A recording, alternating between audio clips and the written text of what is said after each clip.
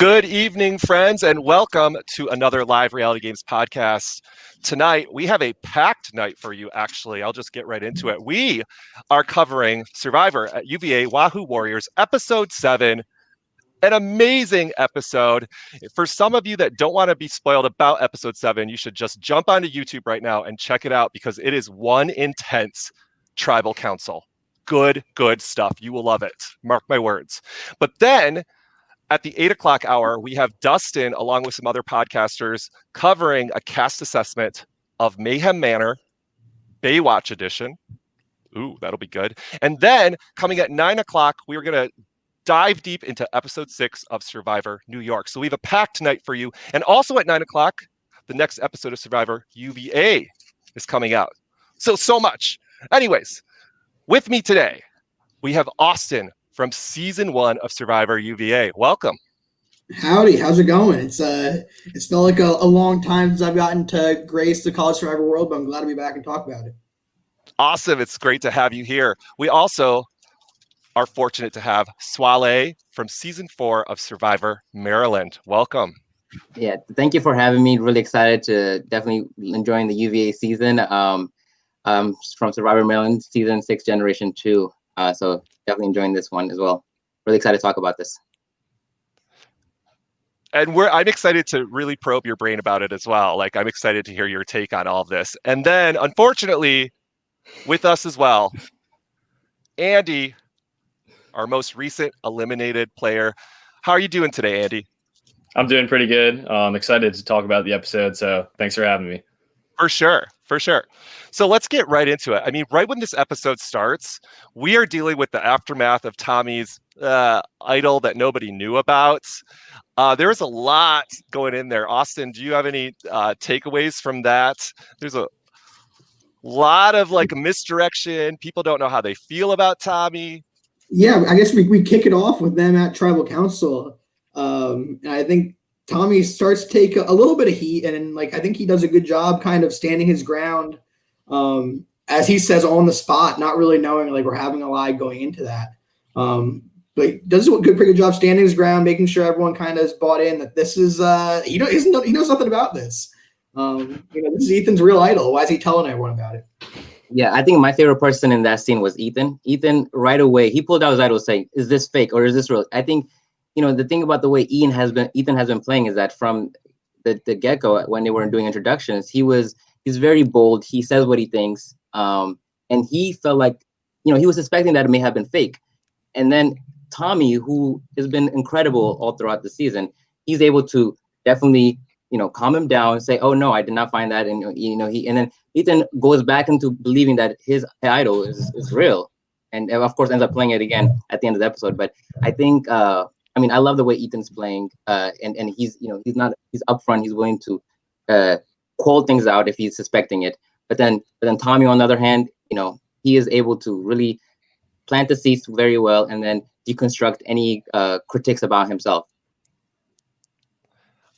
I absolutely agree. And Swale, one of the things I want to point out is I watch so many of these episodes that I have to always watch them at 1.25 speed or 1.5 speed. So when I actually meet the contestants on these podcasts, their voice is so much deeper than what I remember because it's always so fast. And what I've realized about Tommy is that when he lies, his voice goes higher and higher and higher pitch to the point where when I'm listening to it, it's like a chipmunk speaking. And he does that in that conversation with Ethan. He starts going higher and higher pitch. And I'm like, how can they not tell? And even I watched it twice. He's absolutely not making sense. If you actually listen to what he's saying, nothing he's saying connects. It's all gibberish, but the way he says it literally convinces people that his gobbledygook is truth. So kudos to Tommy once again. I don't know how he does it. Yeah, I don't know how he pulled that off. But one thing I've learned from watching the season is that Tommy has a lot of stuff going on behind the scenes, and it was more than I ever suspected. So I've definitely gained a lot more respect for him as a player from seeing everything he's done so far. That's good to hear because I'm still rooting for Tommy if you've been watching this, And the thing I'm rooting for with Tommy is I like Tommy when he's on the bottom because Tommy's really never had a position like on the top yet in this game. Like he felt like he was part of the surviving six, but he was always the outsider. And it seems like Tommy's just, I like scrappy Tommy, and we're seeing it more and more. And I think it's just going to emerge more and more. And I like it. Even if it becomes a non-winning game, I'm here for the entertainment value. I love, love, love it. Especially, I think since Katie left, there's a certain aspect of him that I think that kind of let him play a little freer than maybe he even did before that. And so I think you see him playing for her a little bit, which is really fun to watch too. So then we have an idol search, if I'm correct. My notes are saying there's a fake idol search. I'm trying to remember. This is with Ellie, right? She's going to her octopus tree that she loves. I felt like this is a microcosm for her philosophy in life or something. But I was telling these guys earlier that I've watched like 7 other episodes of Survivor since this episode. I'm trying to piece together what exactly went down in that moment. Yeah. Actually, can we talk about Ellie's tree? I think that was such a specific thing about her character. When Ellie came in this as a cast, right? I knew right away, when the cast is compelling, amazing cast, very diverse, and Ellie as a person, and I felt like this was kind of a coming to an end. I know this came down to an Ellie and Andy towards the end, and I feel like is this the end of the road for Ellie? She was being a target last round, and maybe this time around too. And you see all these people, really into the game, and then Ellie's kind of just mellowing it out. And can we go see the tree, my favorite tree? And you're like, it kind of paces you back as a watcher. You're like, and then you're really enjoying who Ellie is as a person. And I think that was right before the challenge. And I think I don't know which one fake idol search was. I know it's also kind of blurry in my memory. I know it was a couple of weeks ago that episode aired. But you're right. It says so much about her character. Yeah. Oh, Liz just posted, Ellie is my fave. It's awesome. Not everybody in the game loves Ellie, as we're going to find out later on as the episode continues. We've definitely find out Lauren is not feeling Ellie later on at all. I think before the challenge, did we go into the burn book? I'm calling it the burn book. It's not the burn book. It's the piece of paper that has all of the connections that the Super Mario Bros. Created. This is fascinating. Swale, you have any takeaways from this moment? Yeah, this is one of my favorite scenes from last episode. You see the 3 of them just come together, write this out. When you're writing things out, that's a strong alliance right there. You're putting things on paper. And West Mario was like, we're going to tear this up, right? They didn't want this flowing around. Eventually, it does float around and gets to Ethan and Lauren. But I think that's when you can visualize the alliances, the connection between people. I think the Super Mario did a great job just with the knowledge that they have from their different alliances, different connections, putting it on paper.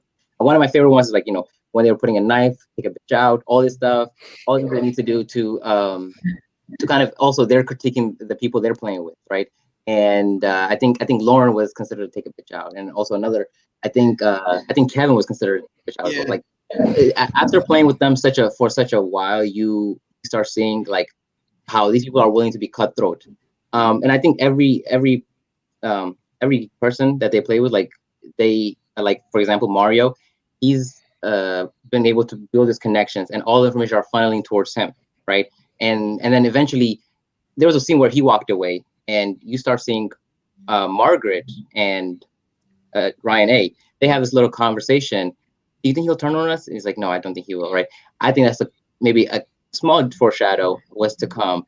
And then Mario goes and turns around and gives this information to Ethan and Lauren. And I think that's something that can be brewing. Mario knows how to use his information. He knows how to use his information in a way that can push him forward. But also, I think people are also seeing his power. So, I think he's walking on eggshells sometimes, and he doesn't even know it.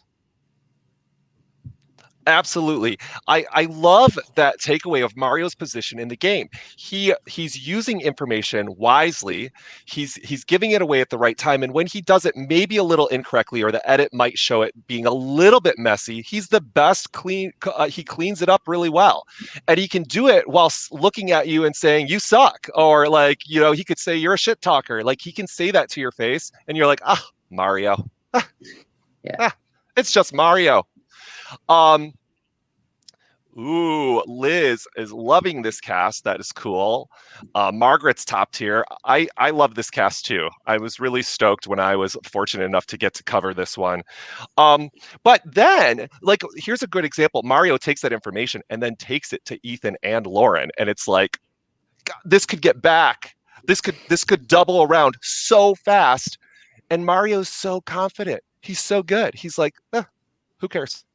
I'll make it work, right? But I think you're right. There seems to be a little bit of foreshadowing that maybe this Super Mario Bros. Is not going to be that super coming down the road. So I think we're getting into the challenge after this. Am I right? Just about, actually. So Andy, I actually had a question for you about Mario. Like, how did you feel your relationship was with him in the game? And like, did you feel like at the time that he was kind of running things like I guess we were kind of seeing the last few episodes, or how would you describe that, like in the middle of it? Yeah, so I viewed him as like part of the Super Mario Bros. Alliance, basically. So Margaret, Mario, and Ryan. And I think I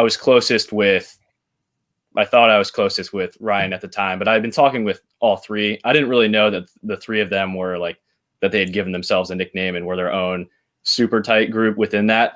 But I just viewed him as part of my general alliance. But pretty early on, I trusted Mario a lot, and I think I got along well with him. So it's been awesome though to see how gutsy he was. Like, I really liked the move he did where he showed them the paper, because I think at the beginning he called him out like guys, we're making a paper trail, like we want to do this, and then like, yeah, it's gonna be fine. And I think he realized if they're gonna take the risk of writing it down, he might as well make it in his favor. So I really like that he played gutsy. So a lot of respect for that move. It was a risk, but I like to see people take risks.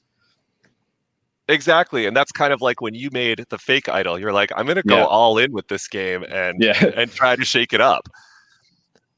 So earlier in the season, when the Super Mario Bros. Met up with you and created the four, you had no inkling that they had just been talking together in a different location. I did not know that they were just all coming together from a different location. I think they arrived like not all together at the same time, so I think they staggered their arrival to like mask the truth behind that. But yeah, I had no idea that they were all just coming from their own meeting. I always sensed that they were like very active and always wanting to talk strategy a lot. They did come off kind of like more stereotypical Survivor super fans. So that is what I saw, but I did not know that they were coming, just all three of them meeting together to talk with me.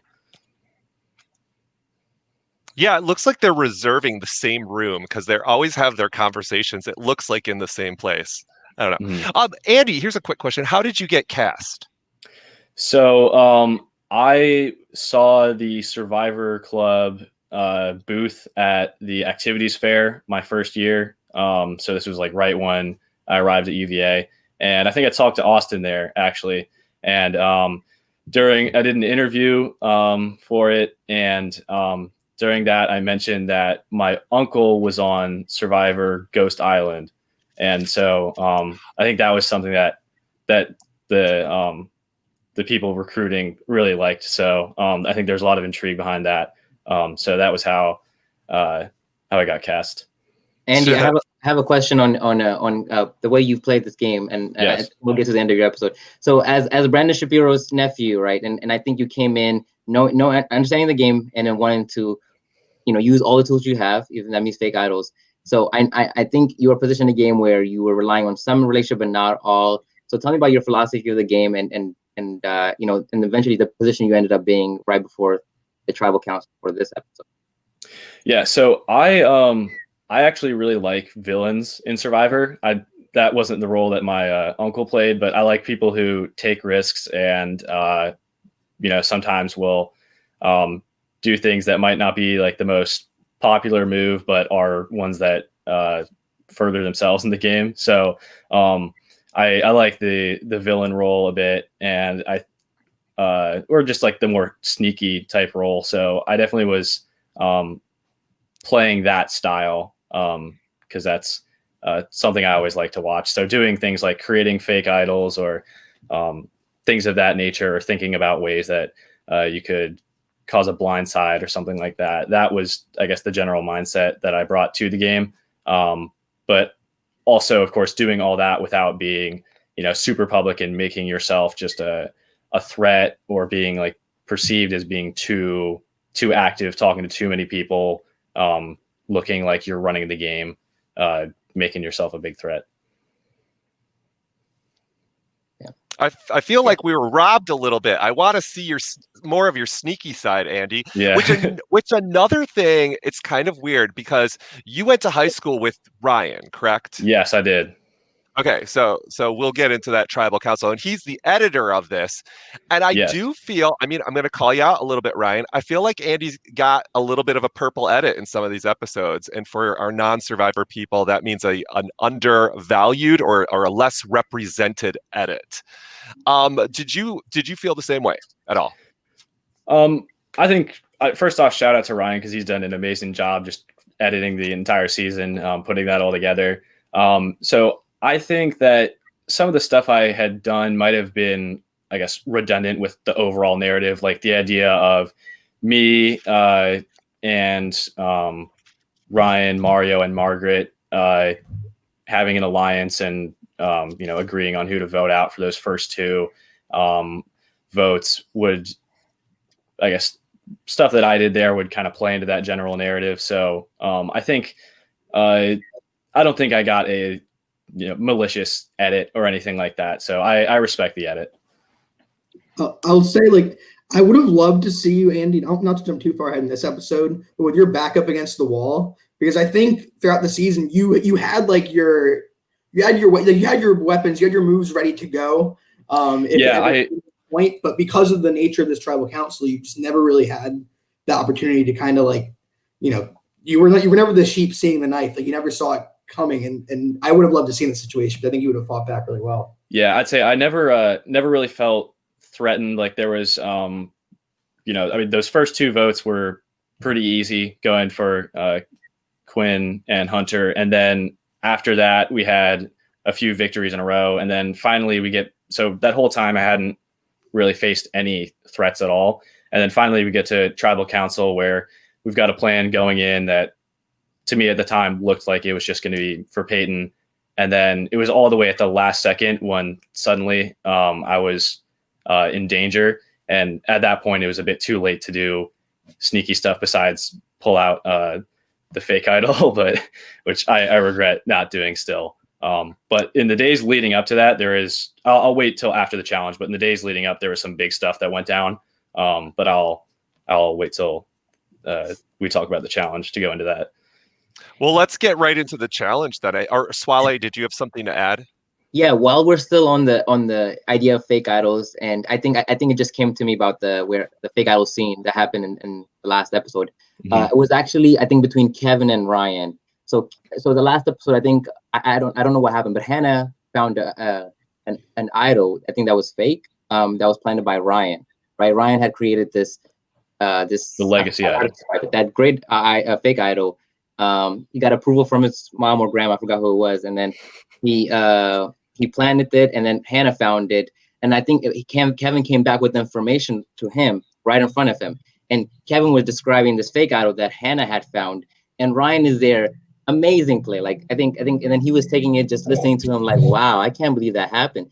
I know Ryan gets to edit his own episode, but he can't even edit himself better at this point. He handled that situation very well, Kevin bringing that information to him. And I think this just came back to me, but that was right before the Super Mario Bros. Met and throughout the alliance, the relationships. But the way Ryan is playing, even the way Ryan played Andy here, but the way Ryan playing everybody, it's amazing. And the way that Ryan the Margaret and the Mario alliance. I think these are three strong players that hold their own end very well. And I wish, of course, maybe an Andy would have been great in that addition. But I think these are three strong players that are going in, and I'm happy to see them going forward in the merge. I still can't believe people believe a lifesaver is an idol. Yeah. Come on. I really want a future Survivor game to just take a candy necklace and just be like, go. It's immunity. Once you eat it, it's gone. It's gone. And see how long they go without eating it. It's got to be one of the real Survivors where they're starving. Quick question for the rest of y'all. What did you think of the idol that I had made? Like, how realistic did that look, in your opinion?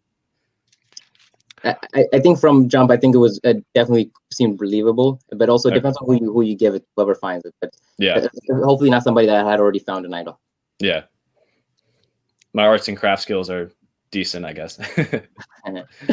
Yeah, I'll say from the production side of things, I think this was at least unique for the UVA Survivor groups, where there were a lot of like fake idols and discerning what idols like make an idol real. I think in this episode they talk a lot about the black string as like the black string and the parchment. That's how you know it's a real idol.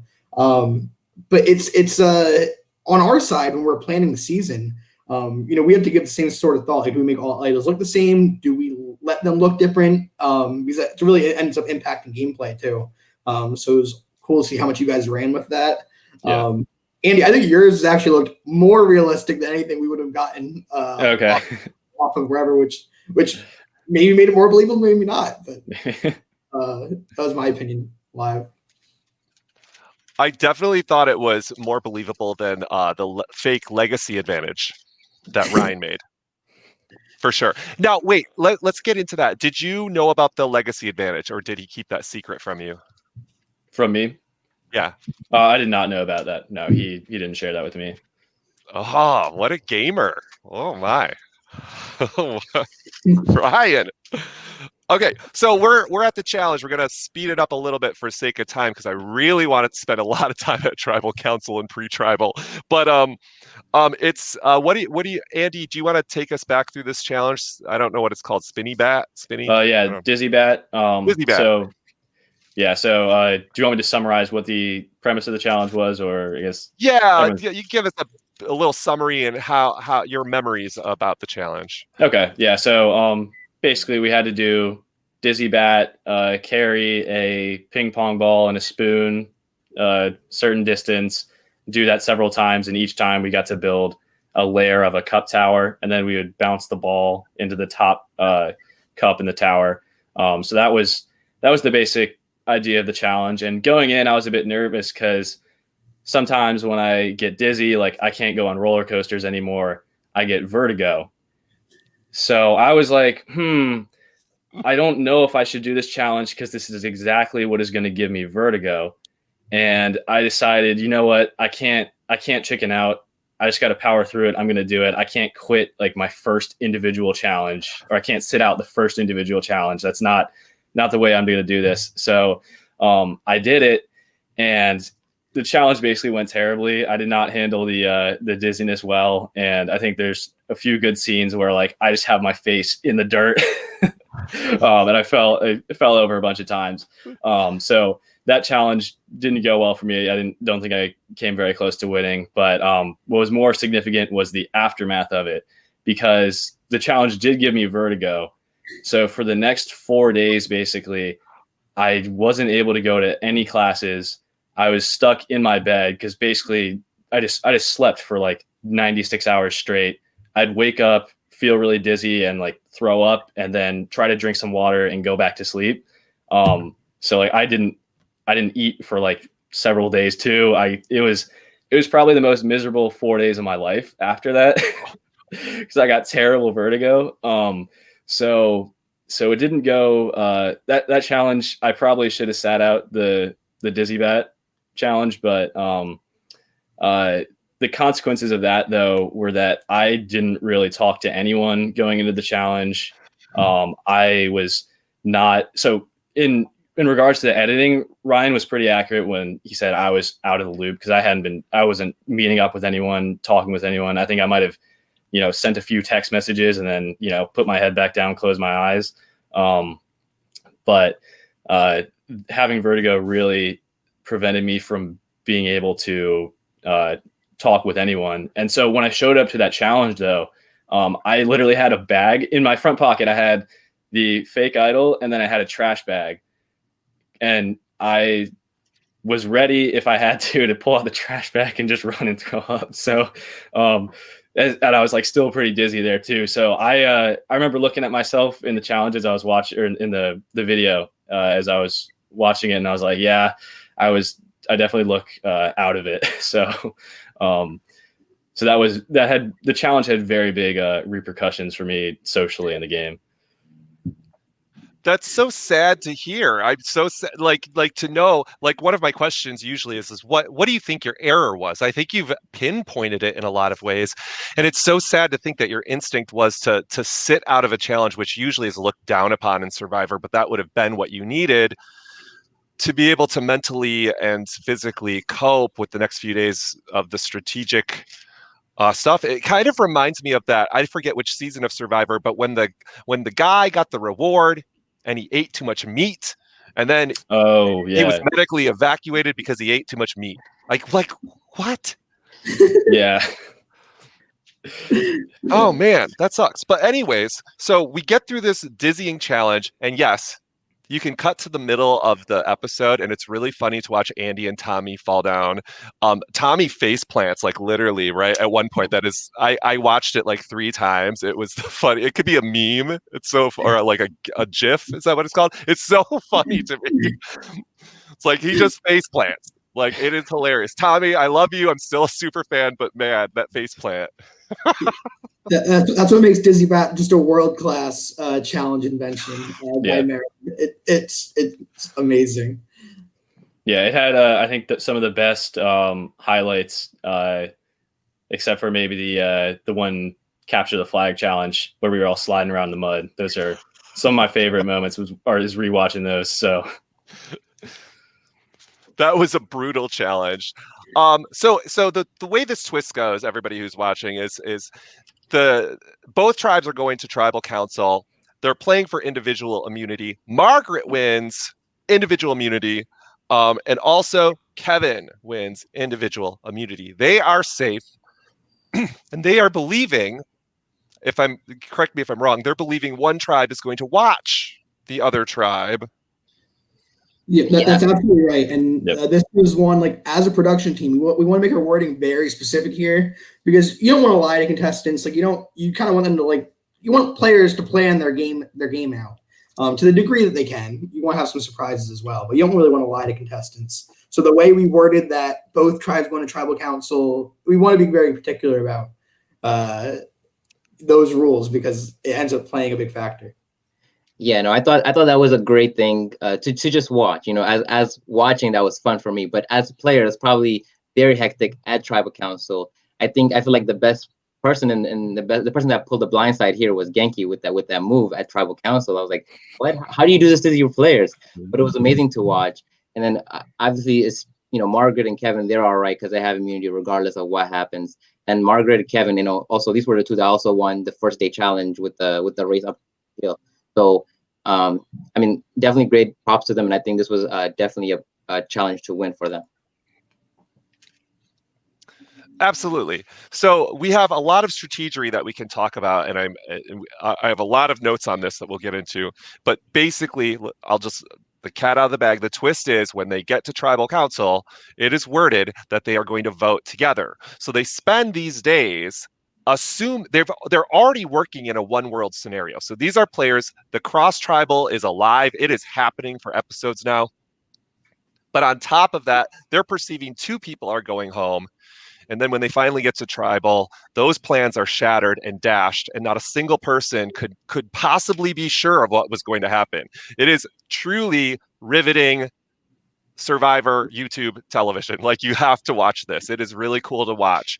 But before we get into there, Swale, what are some of the like pre-tribal strategic moments that kind of stuck out to you? Yeah, I think again, I think the person that's here the most important, even going into this tribal council was Ryan A, right? And Ryan A here, understanding Andy is maybe a potential target. You see him having this conversation with Andy and assuring Andy, hey, we're targeting, I think it was Peyton. And then he goes and he'll go to have a conversation with Aaron. And then he's trying to convince her like we can work together, but he's telling her we're targeting Andy. So Ryan is in the center along with the Super Mario Bros. Plus Lauren and Kevin.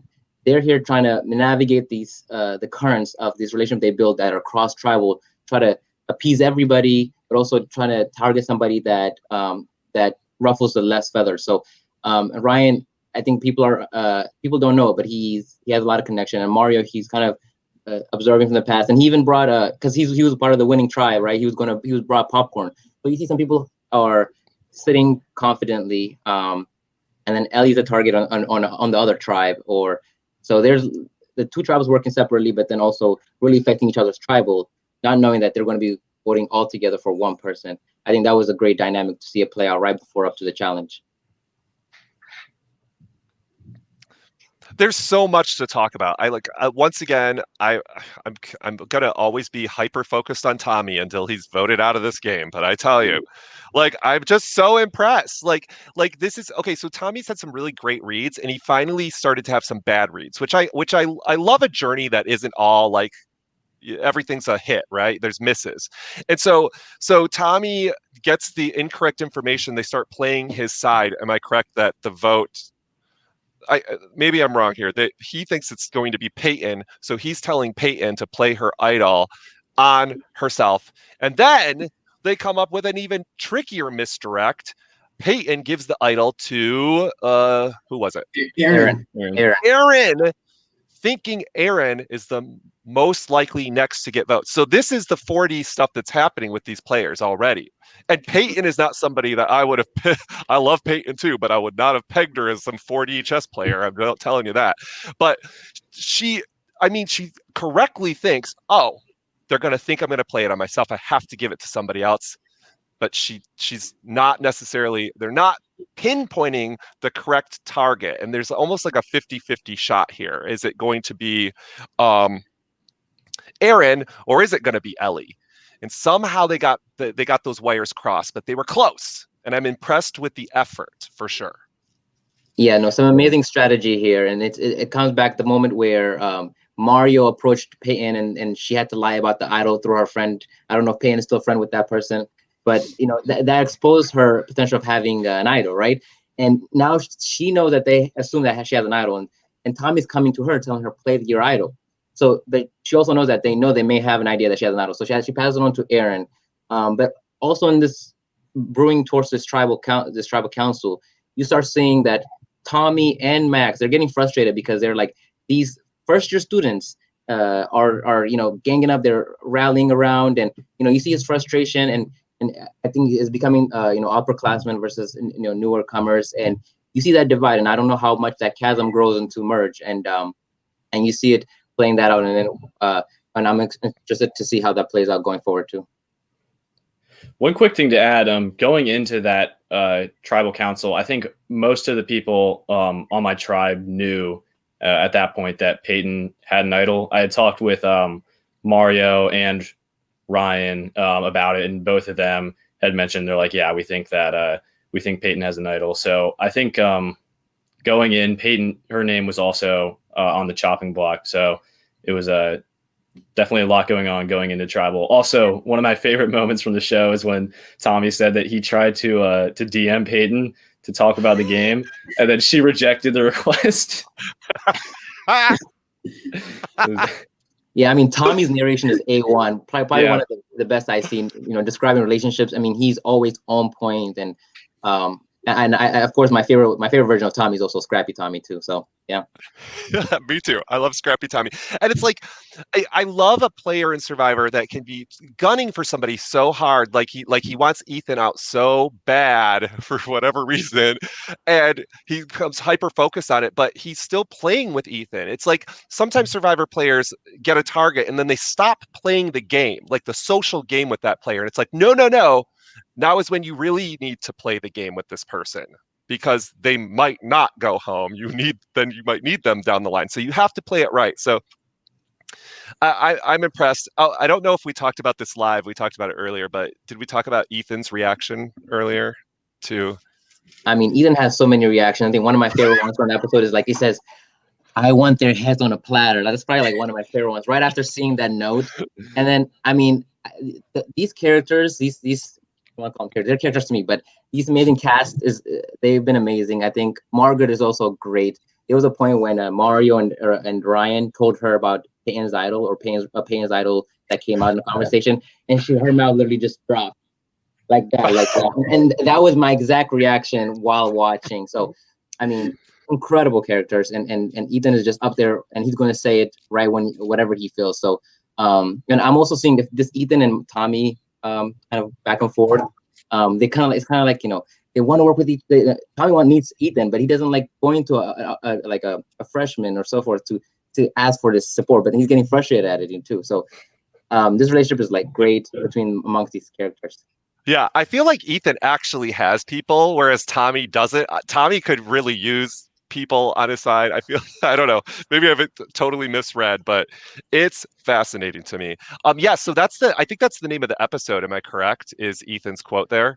Yeah. So here are two runner-up quotes for possible names of the episode. This is Mario. "I'm sharing my popcorn to secure my votes." I love it. And then also Andy's, "I'm never worried."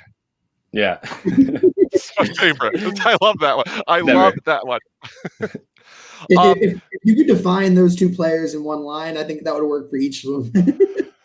That worked for Mario, that worked for Andy.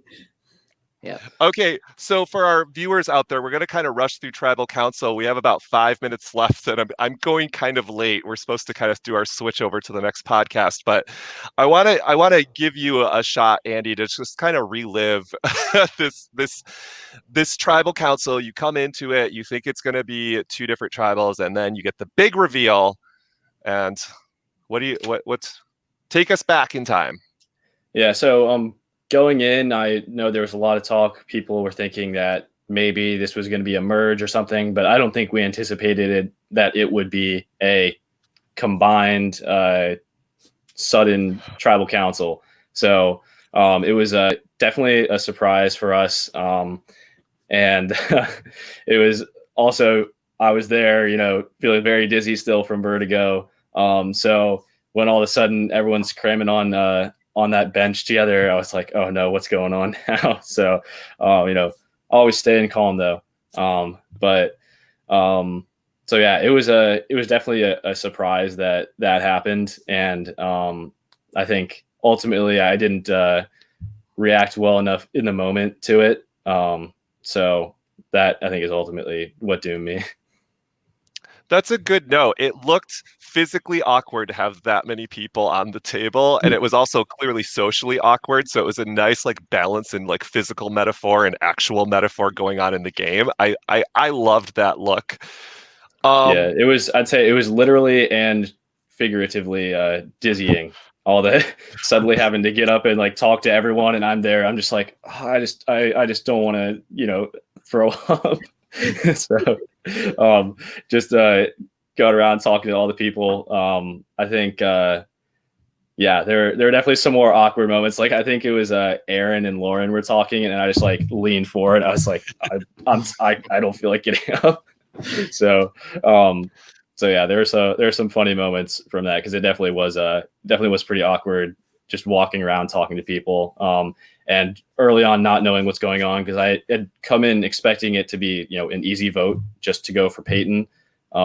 So that was definitely a surprising turn of events. And then I guess the people I talked to kept saying Ellie. So I assumed that was what it ultimately would have been, but I never realized, I didn't hear my name on the, from anyone I talked to, or didn't overhear someone whispering my name. So I had no idea that I was going to be one of the first votes in that. That's really surprises me. You go ahead, Swale. That surprises me though. I too am surprised. That's a testament to how good there are so many good players there are on your season. Mm-hmm. And I think what there's everybody's, to an extent, most people are playing for themselves. And the way, even in the live tribal council, you see all this activity and whispering going on, and for the votes to still come out 6-6, right? And I think this is probably one of the best tribal councils I've seen in a long time, and it's real fascinating. And remind me, what's was it spring of 2017 when this aired? When this was played? This was fall of 2018. Fall of 2018, yeah. So it was my first semester at UVA. Okay, yeah. So I mean, we've seen since then. We've probably seen a lot of whispering on Real Survivor too. So I mean, I think this is probably the one that you see the votes. A lot of votes went out the air, and Payne was not even a target anymore. And then you see Ellie being a target. Yeah. I still don't know completely how Ellie just became the choice. I think people just viewed it as something that would be easy and not too conflicting, wouldn't really rock the boat too much. So yeah, it was interesting to see how she suddenly became the target. Well, even after 2 years, you still haven't figured it out? Yeah. Andy, what do you think would happen if you did bring out your fake idol at Tribal? Like, do you now think it was split differently? I think given all the fake idols and stuff that were going on at the time, I think I'm not sure how many people would have bought it. I think the people in my alliance, apparently, I think Ryan had told everyone about me having made the fake idol. So, but I guess they probably would have still voted with me anyway. So, I definitely wish I tried it so I could have just gone down swinging. I'd rather get voted out for doing something crazy and memorable than just not expecting it at all. So I regret not playing it, but I think it would have been a bit reckless to do it then, especially when I felt like we had numbers to make Ellie go home. Yeah. I'm going to go out on a limb here and say that I think if you did bring out a fake idol, it would have effect. Because at that moment, people are just acting on impulse. Like they're just trying to say catch enough names. I think it would have deterred enough people's confidence to at least force you and try to misdirect. And people are not thinking completely fully strategic. And I think it happened in Survivor, I think Michigan. Somebody brought out a fake idol and people just went haywire and just threw votes in different directions. So there's a chance, depending on how much Ryan spread about a fake idol, that you may have been able to misdirect things. But I play just like you too, Sandy. So I like leaning on, sometimes relying on fake things if you don't have enough social capital. So I think that would have been even a more cherry to the top to the tribal council. Yeah, it would have been fun if I had pulled that off. I wish I had the guts to do it in the moment.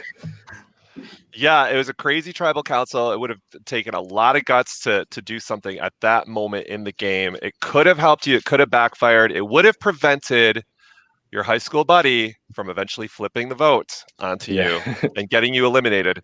It wouldn't have given him that opportunity. So, well, unless they still took it to a tie, because then it was it was fake. It wasn't real. But I agree with Swale. I think for this particular tribal council, it would have made a difference only because people were unsure. Their footing was the carpet, the rug was pulled out. I don't know what I'm doing. Andy thinks he has an idol. I'm definitely not I'm not wasting my vote. Like, as a player myself, I probably wouldn't have written your name down because it would have scared the shit out of me. Yeah, at the time I was also thinking, hey, maybe there's, I truly didn't expect that any votes were going to come my way. So I was thinking, why waste this now? I spent all this, I walked all the way out to Michael's to get it. So, I kind of wanted to save it for a different time, but. Did you keep the receipt after? I should have. No. I see. Well, this has been a blast, guys. Unfortunately, we do need to cut this a little bit short today. I feel like we could dig a little deeper into this whole idol play. For you future survivors out there that are whispering at tribal councils, I'm thinking some of you should definitely study sign language. We need to change this up. So maybe let's bring different languages into play. This could be interesting too. That happened in a foreign season someplace. I think it was South Africa. Please, please, please. We're trying to build this community into something great because hell, Survivor's gone. We're it now. Also, coming up next in just a few minutes is Dustin. Here you are. He is going to be covering Mayhem Manor, Baywatch, and then Survivor New York is right after that. Austin, Swale, Andy, it's been a blast. We'll see you guys soon. Bye. Thank you so much.